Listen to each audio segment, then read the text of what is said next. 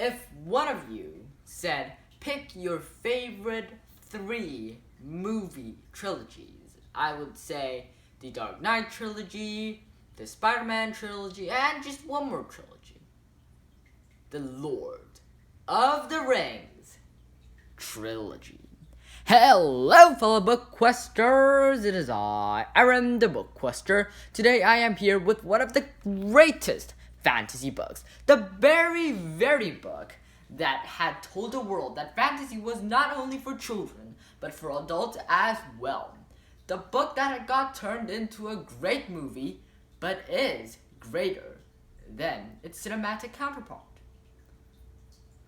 The Fellowship of the Ring by J.R.R. Tolkien, The Lord of the Rings, Part 1. The Lord of the Rings is frequently considered a trilogy, but that's a misunderstanding because, well, J.R.R. Tolkien, when he wrote the book, it was one enormous book and he called it The Lord of the Rings. And it was divided into parts, but he never really intended them to be separate books.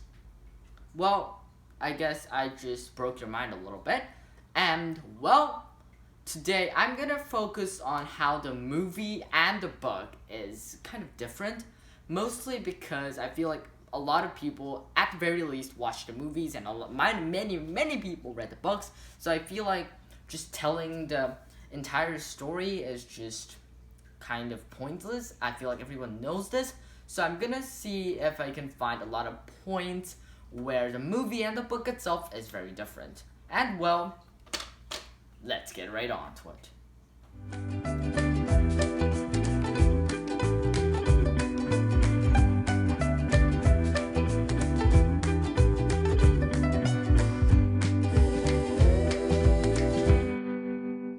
First of all, Aragorn's sword. We all probably know about the most famous sword in The Lord of the Rings.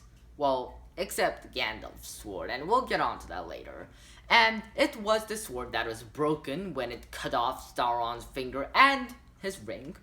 And it was the sword of one of the great kings of men when they warred against Sauron. This is the part where Aragorn is given the sword in return of the king. Well, yeah, and the Return of the King, it was a very epic moment when, well, Lord Elrond gave Aragorn his sword, and Aragorn grabs it and draws it, and it looks super cool. It's a very long sword, but it's not how it really happened in the original Lord of the Rings. It actually didn't happen in the Return of the King, but the first book, The Fellowship of the Ring. When Aragorn first entered Rivendell, the sword that was broken was reforged. And that is just one part that is different from the original 3 books. Now let's finish this epic scene with Aragorn drawing his sword. Number 2. It is slower paced. If you all watched the movie properly or watched it like every year like I do, you could tell that right after Bilbo Baggins left the Shire, Gandalf explained what the evil ring was about and how they had to leave immediately.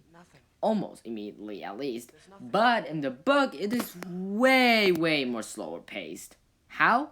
Well, it is said that it was 3 years after Bilbo disappeared, ran away, or, well, went away, was when Gandalf came back and told Frodo what the ring was about, and then they made preparations to get out of the Shire, which is absolutely ridiculously longer and slower than it was in the actual movie. Third, The Hobbit's age. Well, to be honest with you, if we look at this movie, the Hobbits definitely look like kids, or at least around like 20 or 30 years old, I guess. But in the actual book, it is said that those hobbits are around 40 years old. Goodness gracious. I don't know. Maybe they said they were 40 years old, but I just didn't notice. But to be honest with you, they look way too young for 40-year-olds, to be honest. And I still feel like that maybe it could have been like said better, or it could have been said or something like that. And I think that it's a little bit not right. Number 4, The Mirror of Galadriel. There are some different parts about this scene in the particular book and the particular movie. Well, first of all, in the actual movie, Frodo sees, well, all these images that is depicted in the book, except one scene. A scene where a wizard with white cloaks and white clothes walking, and well, that really seems like Saruman, but it's actually Gandalf as it is revealed in book 2. But that really became a problem, and that's really different from what was showed in the movie, because they didn't show Gandalf in his white cloak in a snowy landscape. And another thing is that in the actual book, Sam was the first one to look in the mirror before Frodo ever did. But Sam, in this scene, Sam is never allowed to look in the mirror, and he's not even in this scene. So, well, that's different. The 5th thing that I catch that were different in the book and the movie is the Palantir. Well, the Palantir itself is the same. It is what Aragorn's forefathers made, and now Saruman is utilizing for, well, whatever evil he's doing. And the thing is, how it's different is that in The Lord of the Rings, the book, the Palantir is revealed only in the Two Towers, not in the first book, the Fellowship of the Ring. And that's different to the movie because it is almost immediately revealed when Gandalf goes to where Saruman lives, and he immediately sees the Palantir. But in the book, Gandalf didn't even know that the crystal ball was the Palantir until, well, the Two Towers. To be honest, I do get why this scene had to be like this, but I still think that it's really different from the book.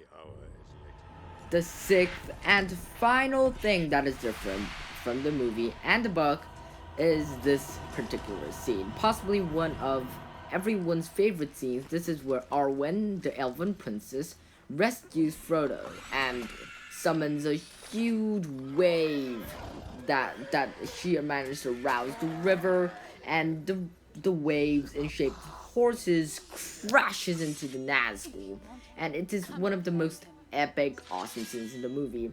But it didn't exactly happen this way. First of all, Arwen, the pretty elven princess, was never there in the actual scene. In the actual scene, an elf lord named Glorfindel and Aragorn decided to hold off the Nazgul while Frodo escaped alone on Glorfindel's horse. The wave, however, was an actual thing, but it wasn't summoned by Arwen. She didn't have that kind of power. Her father, though, Lord Elrond, managed to do this because Rivendell is his territory, and he could do that, which is absolutely awesome. And that is the final thing. That is different from the movie and the book.